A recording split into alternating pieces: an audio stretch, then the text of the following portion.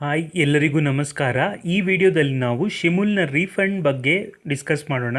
ಮೊದಲನೇದಾಗಿ ಇದು ಎರಡನೇ ಬಾರಿಯಲ್ಲಿ ಯಾರು ಅಪ್ಲೈ ಮಾಡಿದ್ರಿ ಅವರ ರೀಫಂಡ್ ವಿಷಯವಾಗಿ ನಾನು ಈ ವಿಡಿಯೋದಲ್ಲಿ ಡಿಸ್ಕಸ್ ಮಾಡ್ತೀನಿ.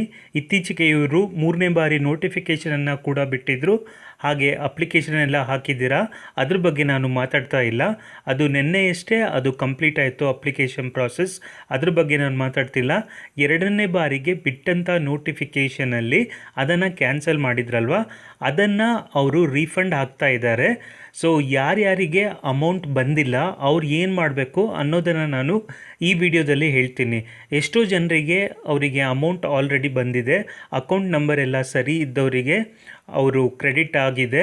ಆದರೆ ಕೆಲವೊಬ್ಬರಿಗೆ ಇನ್ ಕೇಸ್ ಅವರು ಅಕೌಂಟ್ ನಂಬರನ್ನು ಚೇಂಜ್ ಮಾಡಿದರೆ ಅವರಿಗೆ ಪೇಮೆಂಟ್ ಹೋಗಿರಲ್ಲ. ಸೊ ಅವ್ರು ಏನು ಮಾಡಬೇಕು ಅನ್ನೋದ್ರ ಬಗ್ಗೆ ನಾನು ಈ ವಿಡಿಯೋದಲ್ಲಿ ಹೇಳ್ತೀನಿ. ದಯವಿಟ್ಟು ವಿಡಿಯೋನ ಪೂರ್ತಿ ನೋಡಿ. ಕೆಳಗಡೆ ಇಲ್ಲಿ ಒಂದು ಲಿಂಕನ್ನು ಕೊಟ್ಟಿದ್ದಾರೆ. ಆ ಲಿಂಕಲ್ಲಿ ನೀವು ಫಿಲ್ ಮಾಡಬೇಕು ನಿಮ್ಮ application number, date of birth, ಹಾಗೆ last 6 digit of register Aadhaar number, ಹಾಗೆ ಸೆಕ್ಯೂರಿಟಿ ಕೋಡ್.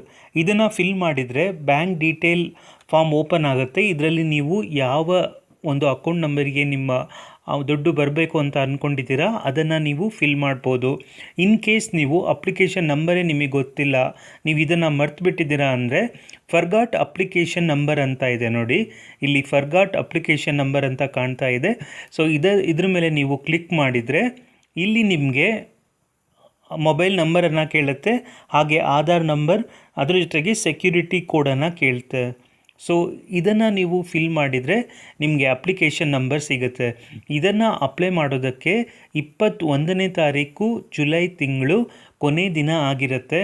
ಆಲ್ರೆಡಿ ಇವತ್ತು 17, ಇನ್ನೂ 5 ದಿನ ಬಾಕಿ ಇದೆ. ಯಾರ್ಯಾರೆಲ್ಲ ನಿಮ್ಮ ಫ್ರೆಂಡ್ಸ್ಗಳು ಅಪ್ಲೈ ಮಾಡಿದ್ರು ಅವರಿಗೆಲ್ಲ ಈ ಇನ್ಫಾರ್ಮೇಷನನ್ನು ಸ್ಪ್ರೆಡ್ ಮಾಡಿ. ಹಾಗೆ ನಿಮಗೆ ಅಮೌಂಟ್ ಬಂದಿಲ್ಲ ಅಂದರೆ ದಯವಿಟ್ಟು ಈ ಲಿಂಕಿಗೆ ಹೋಗಿ ಎಲ್ಲ ಡೀಟೇಲ್ಸನ್ನು ಫಿಲ್ ಮಾಡಿ. ನಿಮಗೆ ಅಮೌಂಟ್ ಇನ್ನು ಕೆಲವೇ ದಿನಗಳಲ್ಲಿ ಬರುತ್ತೆ. ಸೊ ಇದ್ರ ಬಗ್ಗೆ ನನಗೆ ತುಂಬಾ ಕಾಮೆಂಟ್ಸ್ ಬರ್ತಾಯಿತ್ತು, ಅದಕ್ಕೋಸ್ಕರ ನಾನು ಒಂದು ಶಾರ್ಟ್ ವಿಡಿಯೋನ ಮಾಡಿದೆ. ಇದ್ರ ಬಗ್ಗೆ ನಿಮಗೆ ಏನೇ ಡೌಟ್ಸ್ ಇದ್ದರೂ ಕಮೆಂಟಲ್ಲಿ ಕೇಳಿ. ಹಾಗೆ ನನ್ನ ಈ ಚಾನಲಲ್ಲಿ ಕರೆಂಟ್ಸ್ ಅಫೇರ್ಸ್ ರಿಲೇಟೆಡ್ ತುಂಬಾ MCQಗಳಿದೆ. ಇದರಿಂದ ನಿಮ್ಮ ಶಿಮುಲ್ ಎಕ್ಸಾಮ್, ಹಾಗೆ ಕೋಆಪ್ರೇಟಿವ್ ಬ್ಯಾಂಕ್ ಆಗಿರ್ಬೋದು, IAS, KAS, ಹಾಗೆಯೇ ವಿಲೇಜ್ ಅಕೌಂಟ್, ಅದೆಲ್ಲದಕ್ಕೂ ಹೆಲ್ಪ್ ಆಗುತ್ತೆ.